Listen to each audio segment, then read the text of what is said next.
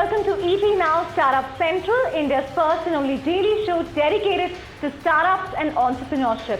I'm Chandra Srikanth, joining you from India Startup Capital, Bangalore, and we have a power-packed show lined up for you over the next 20 minutes. Oh, yes, we do, Chandra. I'm Krishna Kumar coming to you live from ET Now's Mumbai studios. First up, a check on all our headlines. It's an all-out war between the old and the new boys of retail. While internet companies are buying time, retailers want the new FDI norms to be implemented at the earliest. A big voice, Kishore Biyani, coming up on the show.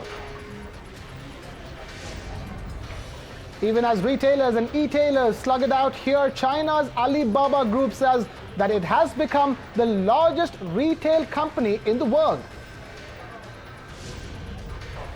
Oracle is wooing Indian startups with its plans for a cloud startup accelerator here in India. More details coming up on the show with the company's top management featuring as well.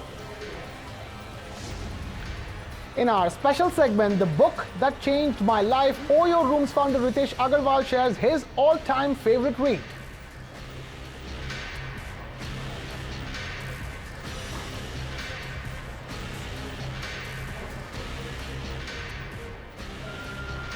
Straight to the top story then, where it's really an all-out war. This is between the old boys of retail and the new boys of e-tail. We're talking about the likes of Future Group, Shoppers Stop, which held a mega press conference today on that DIPP press note last week, which spoke about the new norms with respect to FDI in e-commerce.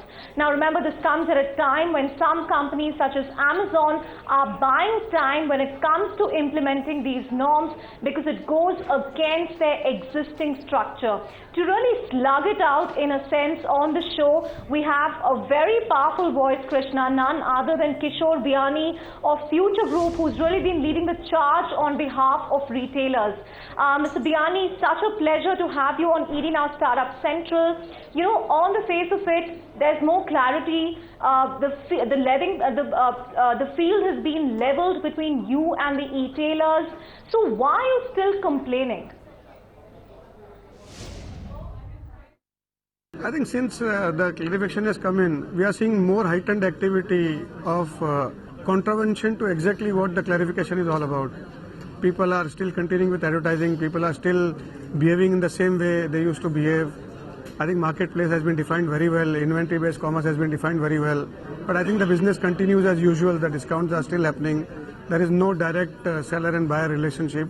So there are multiple contraventions which we believe are bad in law and spirit both, which continues to happen. And so somebody will have to raise the voice on this.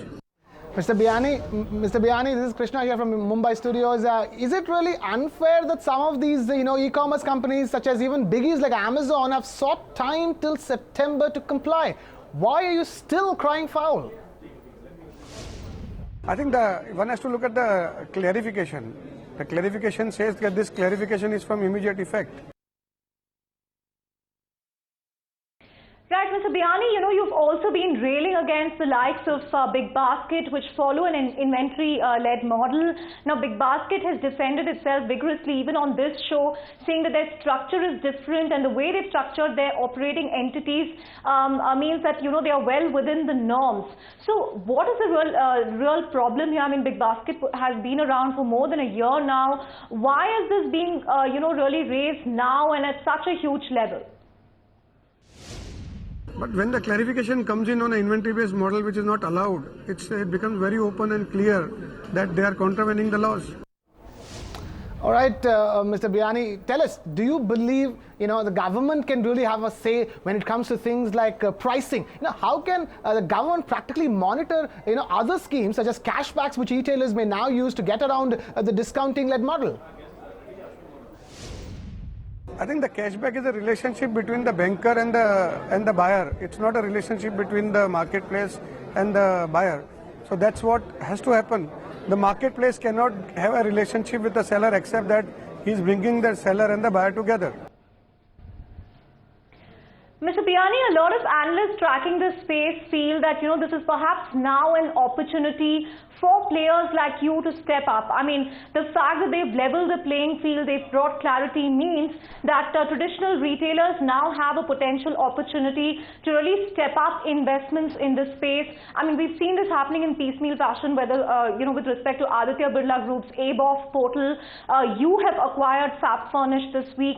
But beyond that, what is Future Group's game plan going to be as far as online commerce is concerned? I mean, what about big categories like electronics and fashion?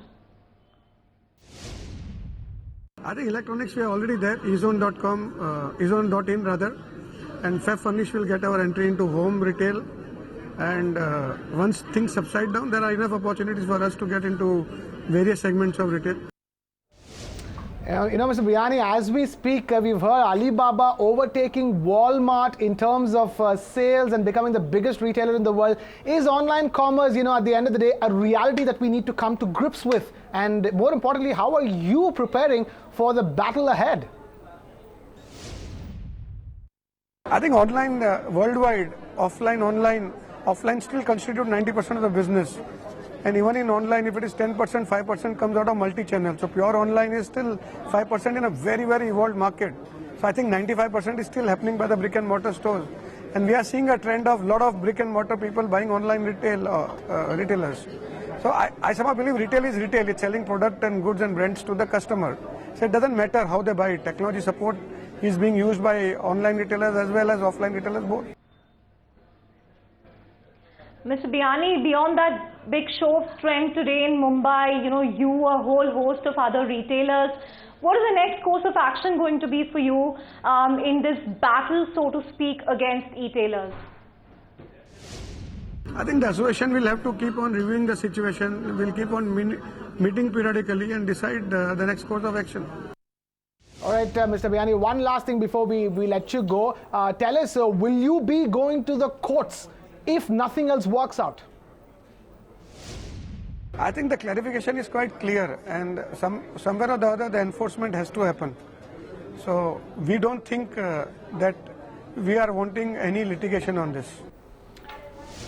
All right, Mr. Biyani, but thank you so much for taking time out to be with us here on ET Now Startup Central on this big day when the big boys of retail have all come together in their fight against e-commerce players, so to speak. Chandra, we'll have to see how this pans out from here on going forward. It's going to be very interesting to see what course of action that offline retailers will take. In fact, I was there at that press conference a short while ago where they was clearly saying that we're not against startups, we're not against technology, we're not against innovation, we're already there as online players ourselves in the form of omni-channel commerce. But what we're against is whether these players are following the laws of the land.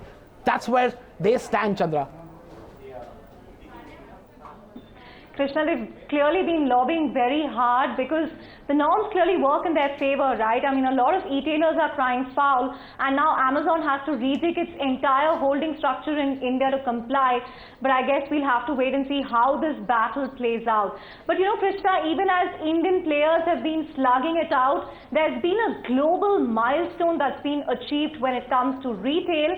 And this time we're talking about Chinese behemoth Alibaba Group, which says that it has become the world's largest retail economy. Now, they disclosed this in a filing with the SEC where they in the US where they are listed. It was a very terse one-para statement where they said that they have become the largest retail economy in the world, which means they have overtaken Walmart, and that this is being mentioned in terms of annual gross GMV or gross merchandise volume as of March 2016. But of course, the jury is still out because GMV is a heavily debated term, and we'll have to see what the actual financials are going forward. But I'm sure this is something that everyone will be closely tracking, particularly since it's coming at a time when Alibaba is talking about an India foray. It also has investments here in Snapdeal and Paytm. Well, absolutely, Chandra. GMV is a very, very debatable term. Definitely, the offline retailers don't really agree to that term being used as a metric for any kind of valuation, especially when e-commerce players are using that as a valuation metric, GM. We will have to wait and see how this number is going to play out going forward. But for now, let's bring in another big, powerful voice on the show. We have Oracle's top management here on ET Now Startup Central. In fact, Oracle is all set to unveil a startup accelerator in Bengaluru, and we have with us Shawn Price, Senior Vice President of Cloud Services at Oracle, joining us here on ET Now Startup Central. Shawn, thank you so much for taking time out to be with us. As I just told our audience, you are set to unveil an accelerator in Bengaluru tomorrow. Take us through the details. What will this accelerator be all about?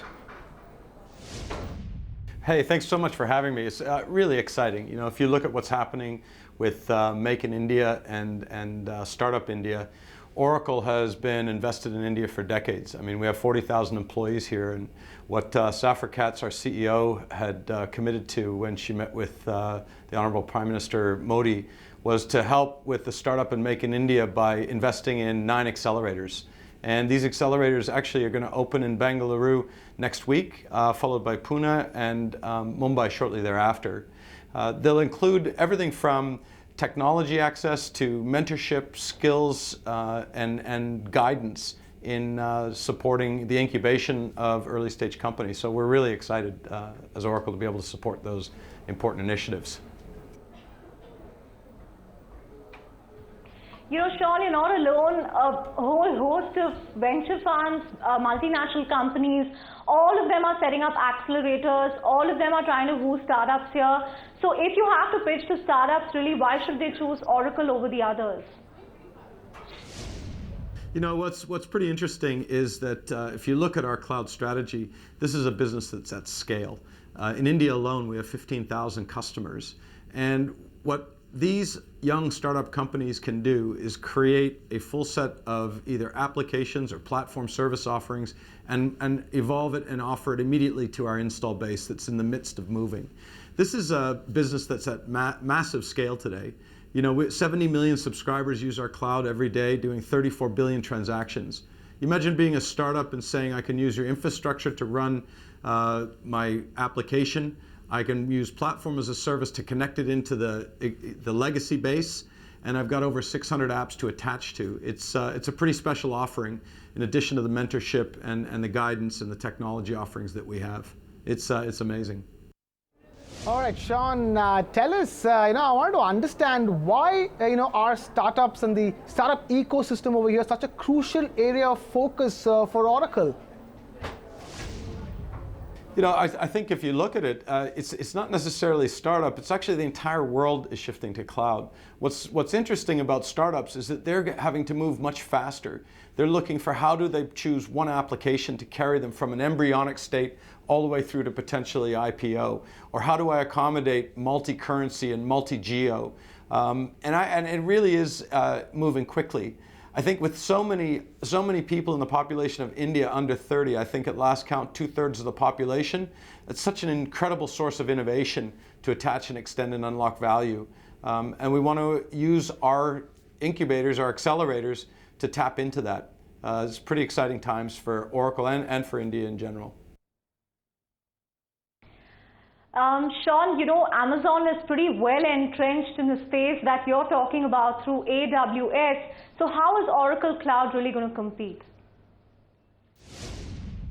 I think they're entrenched. Amazon, I think, to your question, is entrenched at the lowest level of what people are using to build cloud applications today, certainly at the development level. But what we see is a different market. We see a market that's pretty fragmented. You have companies like Amazon at the lowest end in development, and then you've got platform services and software services that companies are tapping into. And I think that's but one small piece of the entire equation. What many of the piecemeal or fragmented players are missing is this notion of 15,000 customers in India alone to take that offering into, or how you extend existing applications and modernize. Think about it. Most of the applications that these 15,000 companies are running on have been built a decade ago, and today they need to be modernized or added to. So I think Amazon is just a piece of the solution, and certainly we work with Amazon and we work with them in any construct with Oracle. but they're only a piece part of the solution, and I think we're missing the install base for these partners who build applications to sell into. All right, Shawn, tell us, everything put together, what are Oracle's cloud plans, so to speak, as far as the Indian market is concerned as a whole? Yeah, it's remarkable. It's literally the perfect storm, right? You have the Indian government with Digital India. I think the infrastructure is largely commoditized, but how you create cloud services and how you enable the citizens. I think the world has moved on. I heard from the minister today about not wanting any of his constituents in his district to ever have to go to a government office again. And with such mobile connectivity, I think it's a very ambitious agenda. Digital India, Make in India, Skills India is the first part. The second part is that this change is happening. Companies are really moving to the cloud because their businesses are changing from physical goods to digital goods, and that's forcing companies to completely rethink how they work with their existing infrastructure and what they need to build for the future. It's exciting, perfect storm. Backed by almost 1 billion consumers on mobile, and I believe India ranked number 3 worldwide in e-commerce transactions last month. Really perfect storm of environmental conditions supported by a very, very strong government.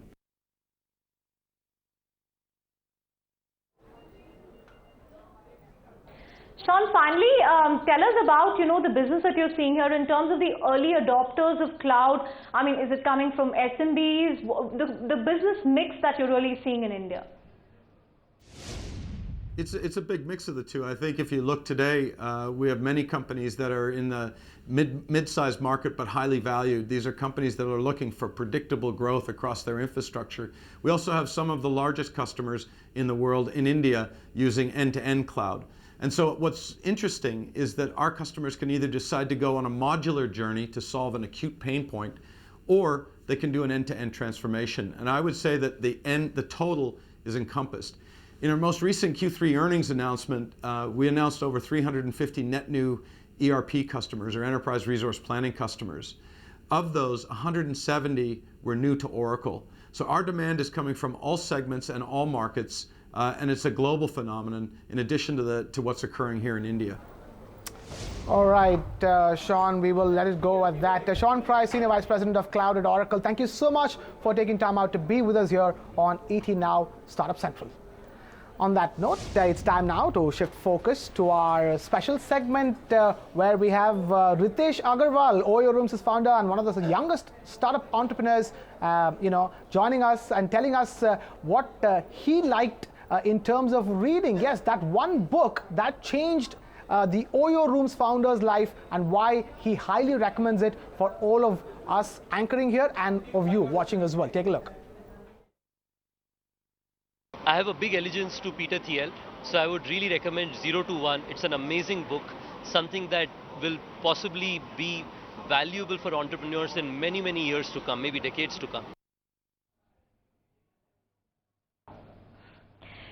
Krishna, 0 to 1 by Peter Thiel seems to be quite a favorite on this Absolutely. show. I mean, I remember 2 or 3 other people are also talking about it. I mean, that's going to be the next book I'm buying. I'm not going to tell you if it's online or offline because I don't want to get into that debate at this point. But moving on to the final segment of the day, Number Crunch.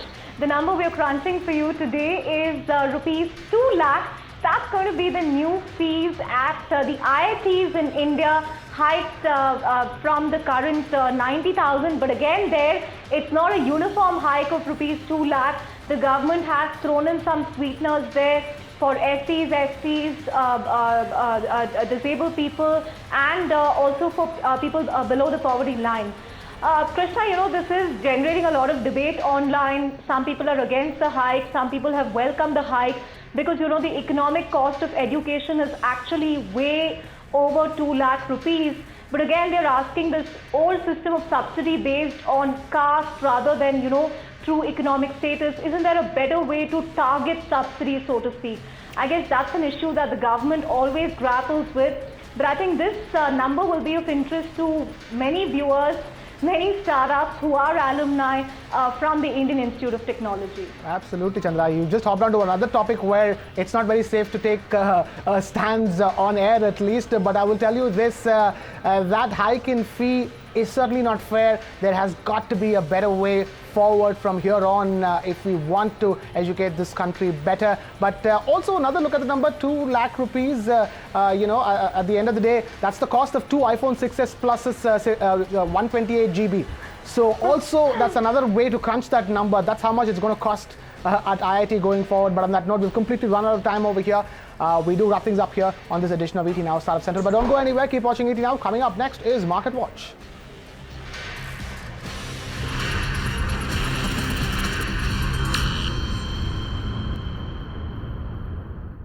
Find us on Facebook at facebook.com/ETNow and don't forget to click the like button. You can also follow us on Twitter at ETNowLive. To stay updated with all our programming, hit the subscribe button on our YouTube channel by logging on to youtube.com/user/ETNow.